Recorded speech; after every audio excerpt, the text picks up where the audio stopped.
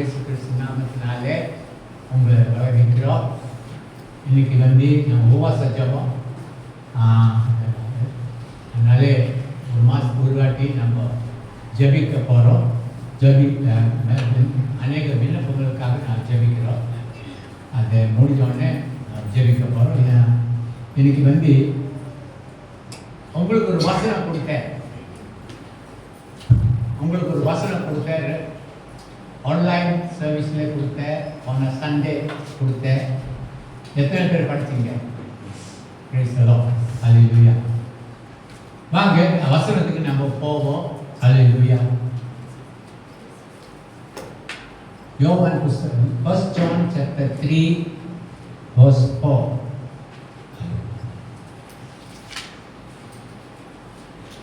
யோவான் 3வது அதிகாரம் 4வது வசனம்.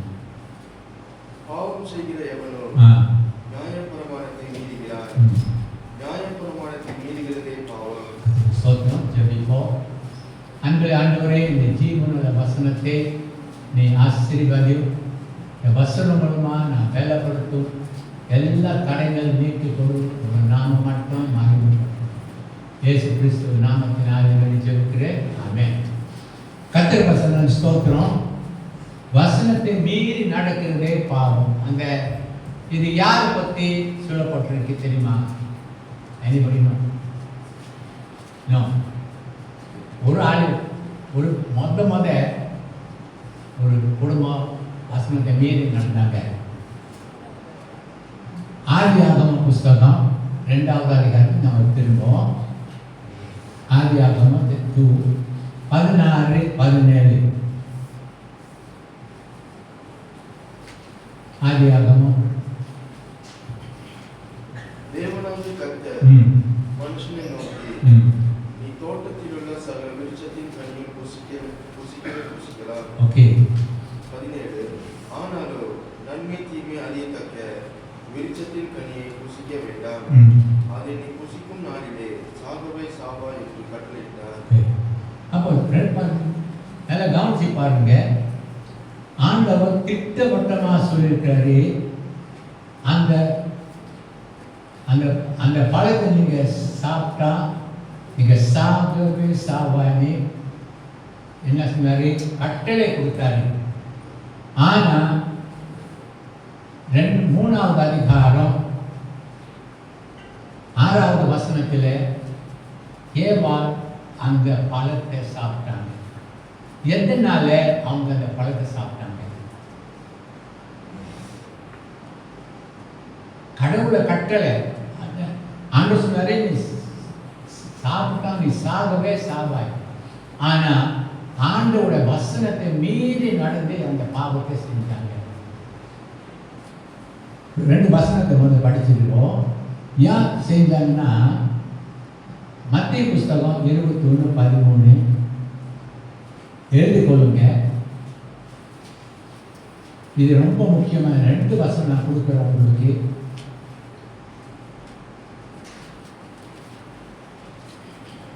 அதற்கு ஜனங்கள், இவர் கலிலேயாவில் உள்ள நசரேத்தில் இருந்து வந்த தீர்க்கதரிசியாகிய இயேசு. மத்திய புஸ்தகம் 21:13. என் வீடு 13. என்னுடைய வீடு ஜெப வீடு எனப்படும் என்று எழுதியிருக்கிறது. ஓகே. நீங்களோ அதை கல்லர் குகையாக்கினீர்கள் என்றார். 2வது ஐசியா 56 verse 7.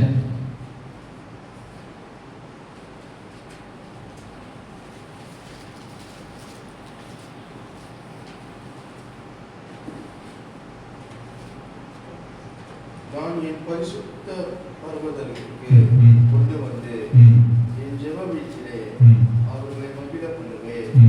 அவர்களுடைய சர்வாங்க தகன பலிகளோ அவர்களுடைய பலிகளோ என் பலிபீடத்தின் மேல் அங்கீகரிக்கப்பட்டிருக்கும். என்னுடைய வீடு சகல ஜனங்களுக்கு ஜெப வீடு எனப்படும். 2 இடத்துல எழுதப்பட்டிருக்கு, என் வீடு சகல ஜனங்களுக்கு என்ன? அப்போ ஜப வீடு. ஏன் ஆண்டவர் இந்த 2 காரியத்தை சொல்றேன்னா, நீங்க பற்றி நான் சொல்லியிருக்கிறேன். அப்போஸ்தலர் புஸ்தகம் 28வது வசனம், ஆண்டவர் உங்களை என்னையே என்ன செஞ்சிருக்காரு? ரத்தம் சிந்தி மீட்டு கொண்டிருக்காரு. நீங்கள் அப்போ நீங்கள் வந்து உங்கள் சரீரம் வந்து கடவுளுக்கு சொந்தம், உங்களுக்கு சொந்தம் இல்லை. சரிங்களா? அவர் ரத்தம் சிந்தி வாங்கிட்டாரு. அப்போ உங்கள் கண், கை, கால் எல்லாமே பரிசுத்தமாக இருக்கணும், பரிசுத்தமாக இருக்கணும். ஓகே. அப்போது இதில் வந்து அப்போ இதில் என்ன நல்லா கவனிச்சு பாருங்கள். 3வது அதிகாரத்தில் 1வது வசனத்திலிருந்து இது ஒரு ஆச்சரியமான காரியம். நீங்கள் இங்கே பார்க்குறீங்க. என்னன்னா, ஏவாள் வந்து அதிகமாக யார்கிட்ட பேசணும்? ஐயா கடவுள்கிட்ட பேசணும், இல்லாட்டி புருஷன்கிட்ட பேசணும். வீட்டில் 2 பேர் தான் இருப்பாங்க. உங்கள் வீட்டில் கடவுள், நம்ம வீட்டில் கடவுள் இருக்குது. அப்போது 2 கிட்ட தான் அவங்க பேசணும். இவங்க வந்து பிசாசுகிட்ட பேசியிருக்காங்க, பிசாசு கூட ஐக்கியம் கொண்டு இருக்கிறாங்க. எதனால? இந்த ஆதாம் ஏவாள் வீட்டில் ஜபம் இல்லாமல் போயிடுச்சு. என் வீடு ஜப வீடு. யாரோட வீடு? ஆண்டு வந்து என்ன சொல்றாங்க? என் வீடு ஜப வீடு. அது அவர் வாங்கிட்டாரு, அவர் தங்கி இருக்கிறாரு. அப்போ நீங்கள் என்ன சொல்ல? வீட்டில் எப்போதும் ஜபம் இருக்கணும், எப்போதும் ஜபம் இருக்கணும். அப்போ இந்த ஆதாம் ஏவாள் குடும்பம் என்ன செஞ்சிருக்காங்க? வீட்டில் ஜபம் இல்லை, வீட்டில் ஜபம் இல்லாமல் போயிடுச்சு. சரிங்களா? அப்போ சாத்தான் வந்திருக்கிறாரு. வீட்டில் பார்த்தா யாரும் இல்லை, ஜபம் இல்லை. அப்படிதான் அவர் சொன்னார், இதுதான் நல்ல சந்தர்ப்பம். யாருக்கிட்ட போனார்? ஏவாள் கிட்ட போனார். பார்த்தீங்களா? ஏன்னா எப்படியாவது ஒரு ஒரு ஒரு ஸ்திரீயை நம்ம ஏமாற்றிடலாம், ஆம்பளை ஏமாற்ற முடியாது. அதனால பார்த்தா ஆதாம் சட்டப்பிரகாரம் மனைவி கூட இருக்கணும், அங்கே பிள்ளைகள் அங்கே இருக்கணும். பார்த்தீங்களா? வீட்டில் வந்து ஒரு ஒழுங்கு இல்லாமல் இருக்கு வீடு. ஏன்னா வீட்டில் ஜபம் இல்லை. அங்கே பாருங்க 2 பேர் ஜபத்தில், வீட்டில் ஜபம் இல்லாதனால காயின் என்ன செஞ்சார்? சொந்தம் அன்னையை கொலை செஞ்சார், தம்பியை. அப்போ இங்கே வந்து ஏவாள் வந்து பிசாசுகிட்ட பேசணும். அப்போ என்ன பேசியிருப்பாங்க? நீங்கள் நினைக்கிறீங்க? என்ன பேசியிருப்பாங்க? நீங்கள் என்ன நினைக்கிறீங்க? ராஜேஷ் தான் நினைக்கிறேன். என்ன பேசியிருப்பாங்க? கொஞ்சம் நம்ம யோசி பார்ப்போம். பாஸ்டர்மார்களை சொல்லியிருக்கிறாங்க இந்த ஏவாள் பற்றி.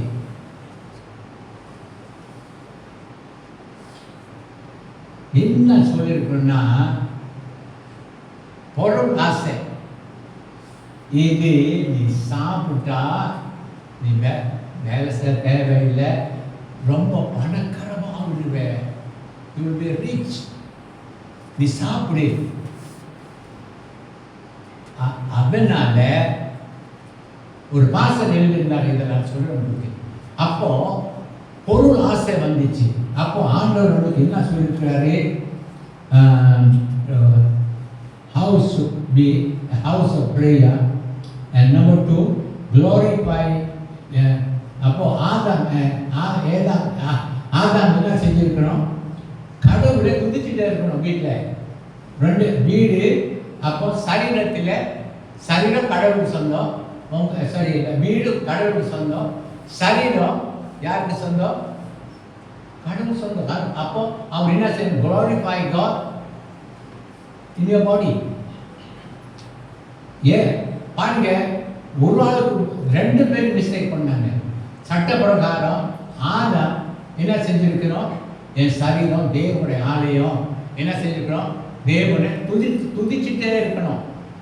துதி ரொம்ப முக்கியம். ஏன்னா தேவன் நம்ம உள்ளே இருக்கிறாரு, வீட்டில் இருக்கிறாரு, உள்ளே இருக்கிறாரு. ஏவாள் என்ன செஞ்சிருக்கணும்? குடும்ப ஜபம் கூப்பிட்டுருக்கணும். வாங்க குடும்ப ஜபத்தில் உட்காந்து ஜபிப்ப சொல்லி. பாருங்க 2 பேர். அப்போ பிசாசு வந்த உடனே மோசமாக இருக்கு. அப்போ பாருங்க, விசுவாச நம்ம வீட்டுக்கு விடவே கூடாது. கை கும்பிடுறேன். ஜபம் வீட்டில் வைங்க. நெருப்பு எரிகிற இடத்துல வந்து ஈ வராது, சரிங்களா? ஈ எங்கே வரும்? அங்கே அசுத்தம் இருந்தால் அங்கே ஈ வரும். அப்போ இதில் என்ன நடந்துச்சுன்னா, இவங்க என்ன செஞ்சாங்க? அந்த பழத்தை சாப்பிட்டு முடிச்சுட்டு, அதனால தான் 2 பேர் வசனத்தை மீறி 2 பேர் பாவம் செஞ்சாங்க.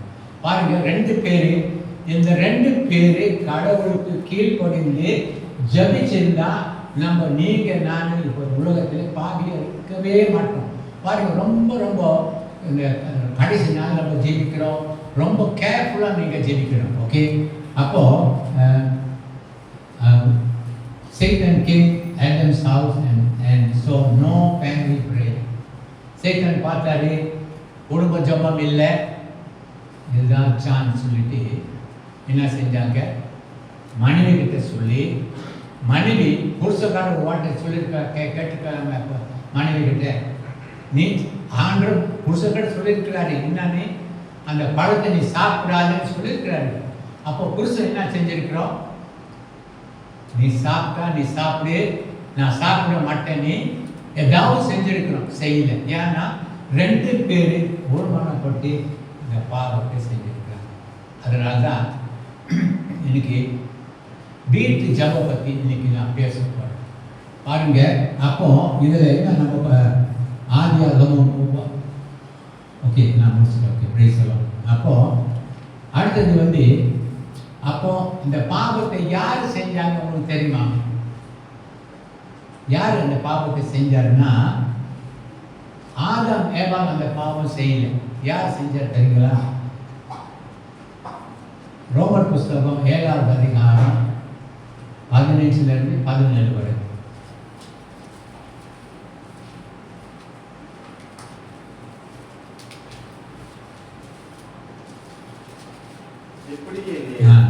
நான் செய்கிறது எனக்கு சம்மதி இல்லை. ஓகே, நான் விரும்புகிறதை செய்யாமல் நான் வெறுக்கிறதையே செய்கிறேன். ஓகே, 14 இப்படி நான் விரும்பாததை செய்கிறவனாய் இருந்த நியாயப்பிரமாணம் நல்லதென்று ஒத்துக்கொள்கிறேன். ஓகே, 17 ஆதலால் நான் அல்ல, எனக்குள் வாசமாய் இருக்கிற பாவமே அப்படி செய்கிறது.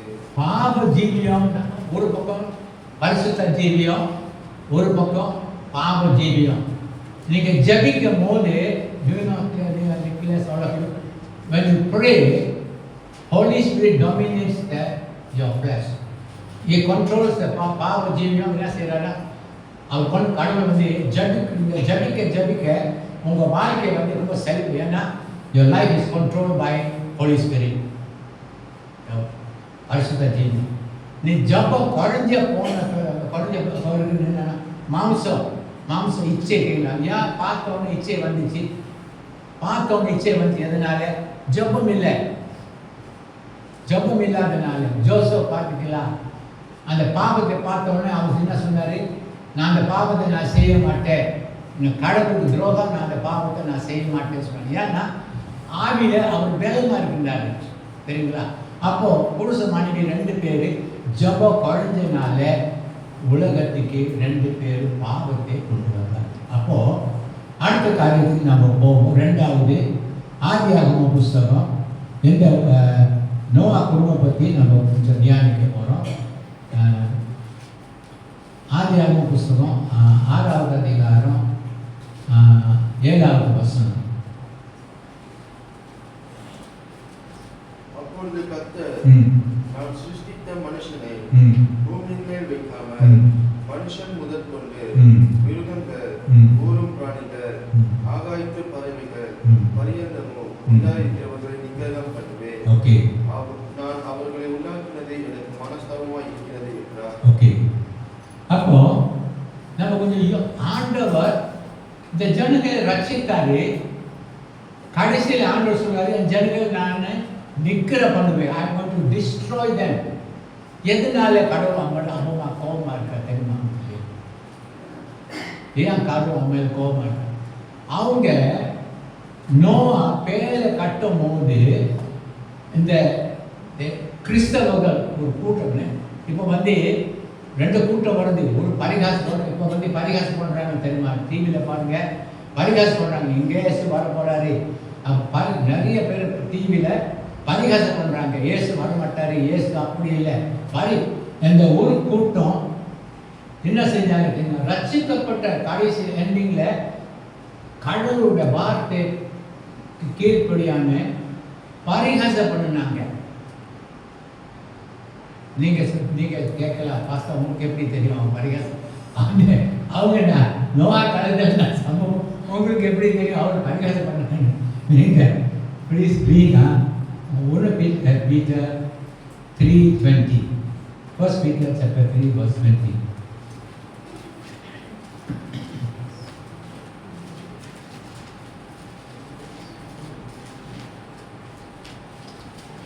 அந்த ஆவிகள் பூர்வத்திலே நோவா பேரை ஆயத்தம் பண்ணும் நாட்களிலே தேவன் நீடிய பொறுமையோடு காத்திருந்த போது கீழ்ப்படியாமல் போனவர்கள் அந்த பேழைகள் சிறராகி 8 பேர் மாத்திரம் பிரவேசித்து ஜலத்தினாலே காக்கப்பட்டார்கள். ஓகே, அப்போ பாத்தீங்களா? பாருங்க, எல்லா நோவா காலத்துல இவங்க ஆண்டுக்குள்ள இருந்தாங்க. கடைசி நேரத்தில் பரிகாசம் பண்ணி ஆண்டவர் அவங்கள அழைத்து போட்டாரு. ஆனால் 2 கூட்டம் இருக்கு, கவனம் சொல்லுங்க. 2 கூட்டம் இதில். அப்போ நீங்கள் என்ன செய்யணும் ஐயா, சாரி எல்வின், நீ ஆதியாகமம் புஸ்தகம் 6வது அதிகாரம் 1, 2, 3 படி. பெற்றோர்களை கொஞ்சம் இந்த வசனத்தை கொஞ்சம் தியானிங்க. மனுஷர் பூமியின் மேல் பெருக துவக்கி அவர்களுக்கு குமாரத்திகள் பிறந்த போது 2 தேவகுமாரன் மனுஷகுமார்த்திகளை அதிக சௌந்தரியம் உள்ளவர்கள் என்று கண்டு அவர்களுக்குள்ளே தங்களுக்கு பெண்களை தெரிந்து கொண்டார்கள். 3 அப்பொழுது கர்த்தர், என் ஆவி என்றென்றும் மனுஷனோடு போராடுவதில்லை, அவன் மாம்சம் தானே, அவன் இருக்க போகிற நாட்கள் 120 வருஷம் என்றார். ஓகே, பாத்தீங்களா? கடைசி நாளில் என்ன நடந்துச்சுன்னா, என்ன மாதிரி பொண்ணு போய் பார்த்தாங்க? நீங்க ரட்சிக்கப்பட்டிருக்கீங்க, என்ன மாதிரி பொண்ணு போய் பார்த்தாங்க? நீங்க வசனம் என்ன சொல்லுது? அழகான பொண்ணுங்கள். பாத்தீங்களா? இந்த கடைசி நாளில இது நம்ம பிள்ளைங்களுக்கு நடக்கும். நம்ம பிள்ளைங்கள் வந்து ஜபத்தில் உட்காராம இருந்துச்சுன்னா அவங்க இஷ்ட பிரகாரம் நடப்பாங்க. சொந்தமாக இப்போ ஸ்கூலில் வந்து வேறு ஜாதிகள்லாம் வர்றாங்க, கிறிஸ்தவ மட்டும் இல்லை. அப்போது அவங்க பார்ப்பாங்க, ஐயோ அந்த பையன் ரொம்ப அழகாக இருக்கிறாரு.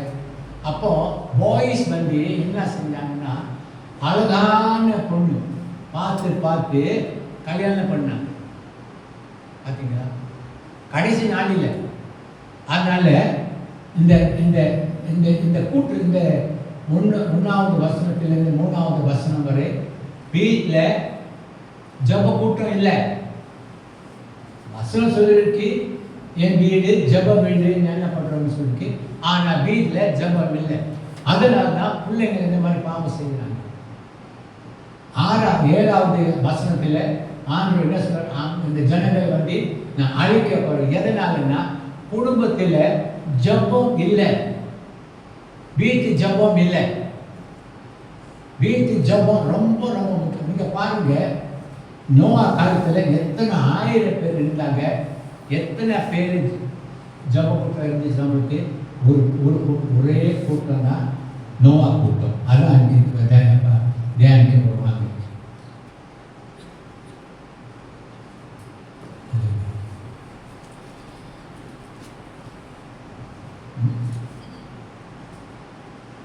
ஒன்பதாவது வசனத்துக்கு படி போவாங்க.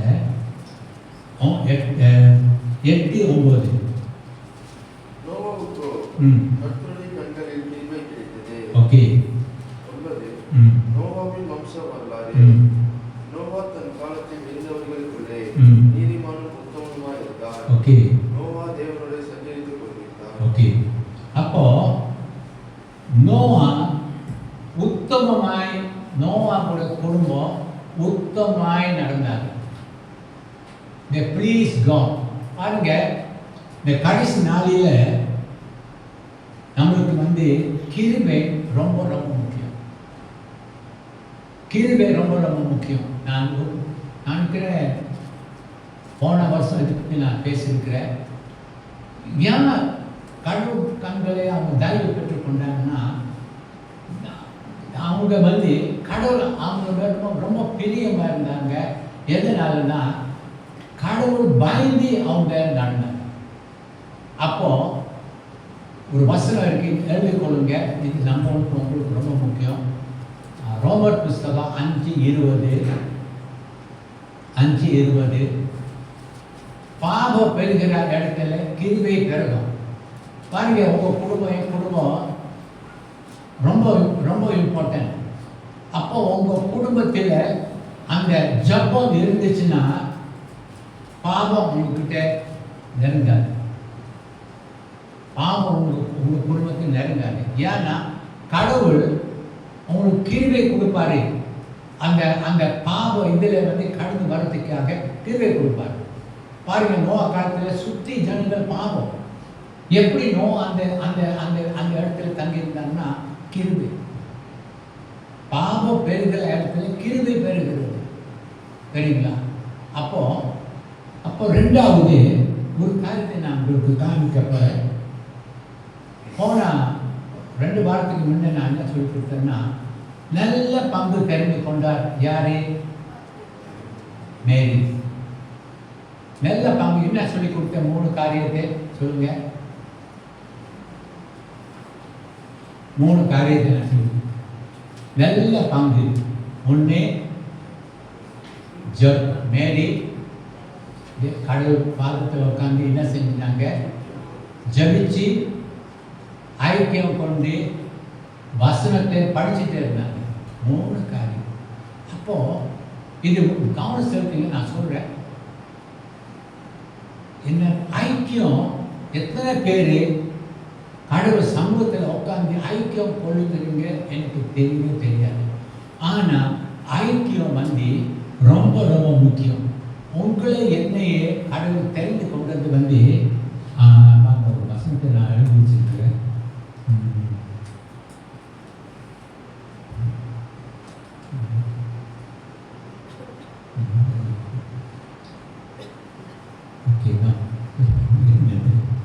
ஓகே, அப்போ இதில் என்ன எழுதி தெரியுங்களா?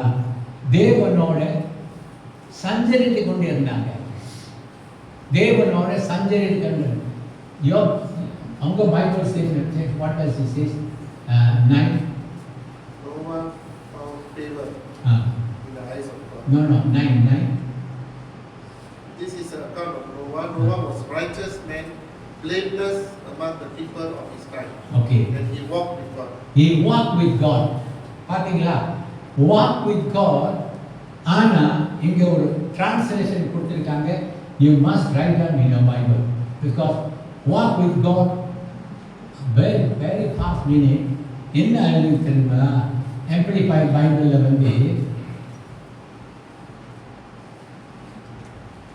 Noah habitually fellowship with God. You must write down. Habitually, fellowship is very important. See, God is God. He is God. ஆனா உங்களுக்கு அப்பாவா இருக்கிறார். தெரியுமா உங்களுக்கு? அப்பா புள்ள உறவு ரொம்ப முக்கியம். You see, அப்பா புள்ள உறவு ரொம்ப முக்கியம். தெரியுங்களா? நீங்க நினைக்கிற ஒரு வசனம் எடுத்து நினைக்கிறேன். 2 Corinthians chapter 6 verse 18. 1 Corinthians chapter 6 verse 18 என்ன சொல்லப்பட்டிருக்கு? படிங்க, படி.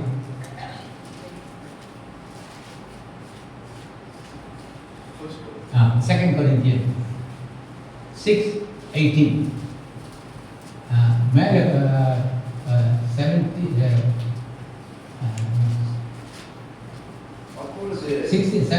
17 படி 17-18. ஆனபடியால் நீங்கள் அவர்கள் நடுவில் இருந்து புறப்பட்டு பிரிந்து போய் அசுத்தமானதை தொடாதீர்கள் என்று கர்த்தர் சொல்கிறார். 18 அப்பொழுது நான் உங்கள்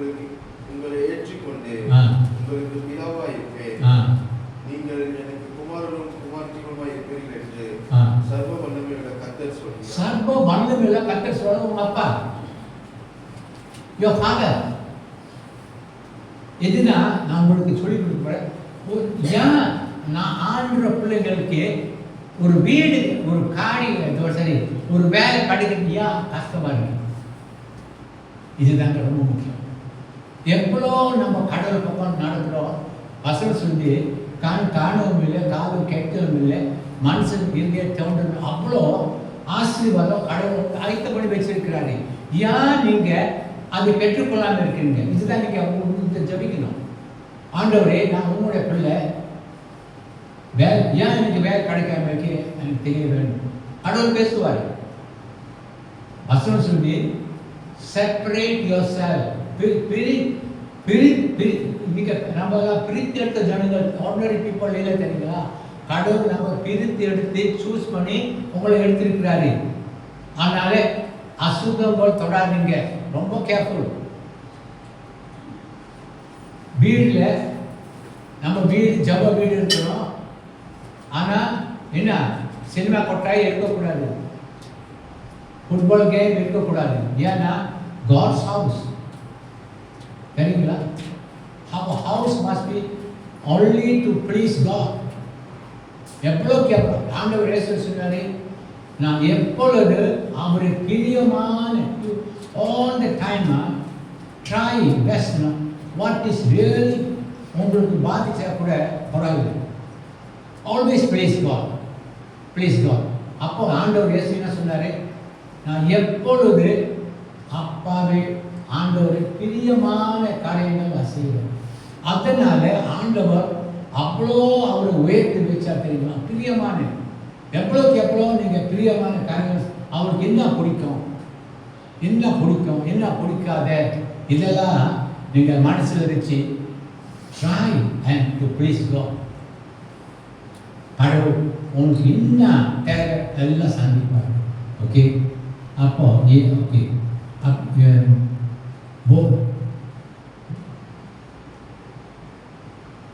அப்போ நோவா பற்றி நான் மரணத்தை சொல்றதுக்காக, ஓகே, நோவா எப்படி ஜெபிச்சிருப்பார்? அவங்க வீட்டில் நோவா எப்படி ஜெபிச்சிருப்பார்? ஒண்டியா ஜெபிப்பாரா, மனைவி கூட ஜெபிச்சிருப்பாங்க?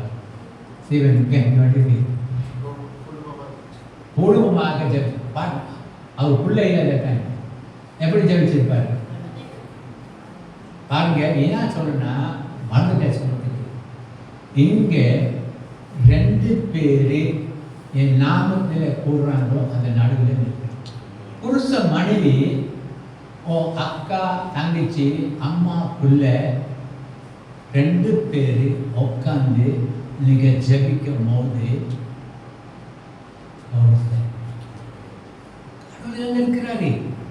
நம்ம என்னன்னா, நம்ம ஜபம் வந்து அவசரமா ஜபம், ரொம்ப கஷ்டம் முடிக்கணும் போனோம். அவனுக்கு வந்து குவாலிட்டி, கடவுள் வந்து give quality time தான். அவருக்கு என்ன தெரியும், give quality time. நோவா என்ன செஞ்சிருப்பார் தெரியுங்களா? ஒரு வசனத்தில் நோவா எப்படி ஜெபிச்சார் தெரியுங்களா? நீதிமொழி புஸ்தகம் 8:17,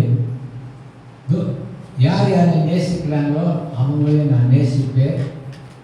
அப்புறம் யார் என்னை சீக் பண்ணுறாங்களோ அவரை என்ன சன், அவரை இங்கே தமிழில் வருது, I love them that love me.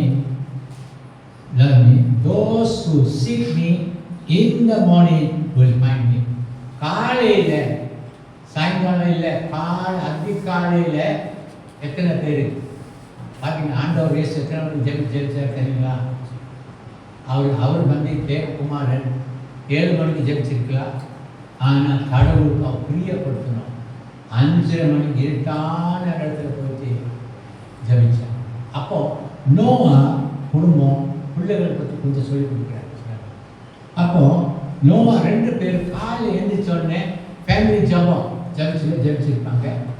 அப்போ மோகன் சிலாசர் சொல்லி கொடுக்குறாரு. உங்களுக்கு அவருக்கு மொத்த குழந்தை என்ன செஞ்சிருப்பாரு தெரியுங்களா? மோகன் லாசர் சொல்லி கொடுத்தாரு. அந்த தொட்டியில் எடுத்துட்டு சென்டரில் வச்சுட்டு அம்மா பிள்ளை, ஒரு ஹஸ்பண்ட் ஒய்ஃப் ஜபிக்கணும். ஏன் அந்த பிள்ளைக்கு ஏன் நீங்கள் சின்ன வயசு ஜபிக்கணும்னா, பிரசனம் அந்த பிள்ளைக்கு படுது. வீட்டில் பாருங்க, நான் சொல்கிறேன், உங்கள் வீட்டில் தேவ பிரசனம் இருந்துச்சுன்னா உங்கள் பிள்ளைகள் தவிர வழியில் போக மாட்டாங்க. ஏன்னா தேவ பிரசனம். அப்போ என்ன மாதிரி ஜபம் நீங்கள் ஜபிக்கணும்? தேவ பிரசனத்துக்கு உண்மையான ஜபம். நோவா உண்மையாக ஜபிச்சாங்க, புருஷன் மணி ஜபிச்சாங்க. குழந்தை பிறந்தோடனே சென்ட்ரலில் வச்சு ஜபிச்சிருப்பாங்க. இது வளர்ந்தோடனே 2வது பையன் பிறந்திருப்பார், அதை எடுத்துட்டு சென்ட்ரலில் வச்சு ஜபிச்சிருப்பாங்க. 3வது சென்ட்ரலில் வச்சு ஜபிச்சிருப்பாங்க. அந்த அந்த பையன் வளர வரை அப்பா அம்மா கூட இருந்து ஜபிச்சாங்க. அந்த பிள்ளைய பின்வாங்கி போக மாட்டார். அடுத்து பாருங்க, எப்படி நோவா மருமகளுக்காக ஜெபிச்சாரு பாருங்க. உண்மையான கடவுள் இருக்கிறார், அவன் தான் இயேசு. இவர் கேட்டிருப்பாரு, ஆண்டவரே நான் உம்முடைய ஊழியக்காரன், என் பிள்ளைக்கு வந்து உங்களுடைய இந்த மாதிரி சித்தம் பெண்ணே அது மட்டும் நீ கொடு. 3 பேருக்கு ஜெபிச்சிருக்காங்க பாருங்க. அப்போ நோவா குடும்பமாக ஜெபிக்கும் போது எப்படி ஜெபிக்கிறார்? தேவனோடு எல்லாரும் சஞ்சரித்து கொண்டே இருந்தாங்க. அடுத்தது ஐக்கியம், புள்ள எல்லாரும் கடவுளோட ஐக்கியம் கொண்டே இருந்தாங்க. கடைசியில் ஆண்டவர் என்ன செஞ்சார் தெரியுங்களா? என்ன ஒன்று செய்யல. 7வது வசனம், ஆதியாகமம் 7:1.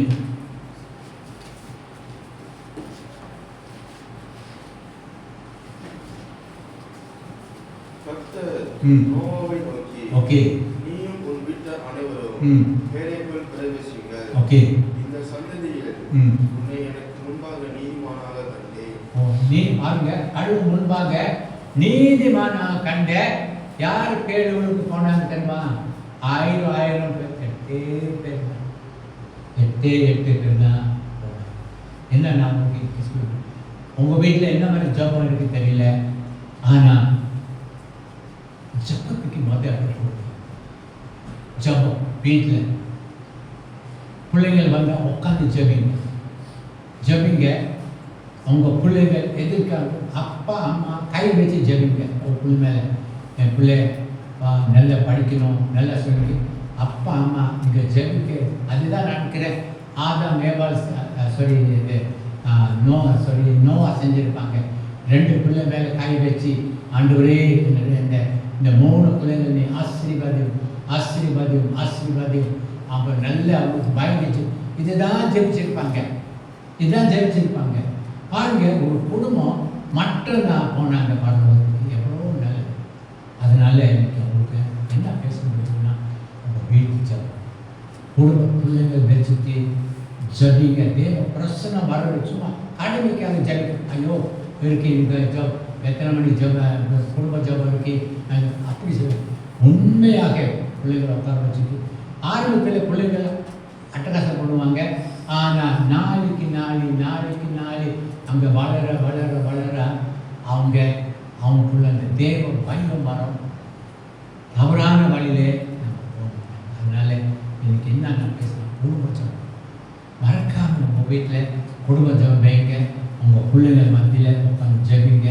தேவ பிரசனம் உங்கள் பிள்ளைகள் இறங்க அவங்க என்ன அவங்க கூட சேர்ந்து ஜபிப்பாங்க. அவங்க எதிர்கால வாழ்க்கை நல்லா நம்ம கண்களோடு நம்ம ஜபிக்கப்படுவாங்க. அது எல்லாரும் எழுந்திருந்து கொஞ்ச நேரம் நம்ம குடும்பத்துக்காக நம்ம ஜபிக்க போகிறோம். அது ஒவ்வொரு வீட்டில் டைம் ஃபிக்ஸ் பண்ணுங்க. எத்தனை டைம் நீங்கள் ப்ரே பண்ணி சொல்லிட்டு அந்த